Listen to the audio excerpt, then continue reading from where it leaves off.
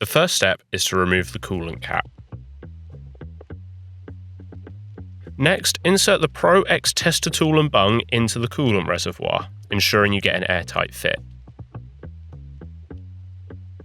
We're now going to add the X tester fluid to our tool. We're going to add enough fluid to fill up to but not exceed the level mark as indicated on the Pro tool. Once you've added the X tester fluid, replace the cap for the tool.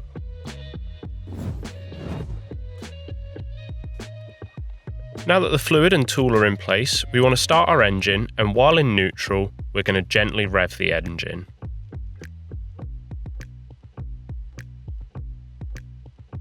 The bulb of the Pro X tester tool can be squeezed to accelerate the movement of gases between the coolant tank and the test fluid, allowing you to get faster, more accurate results.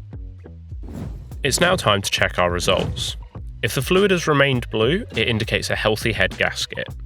However, if the fluid has transitioned to a yellow or green, it means that the head or head gasket are damaged, indicating that the oil and coolant are mixing.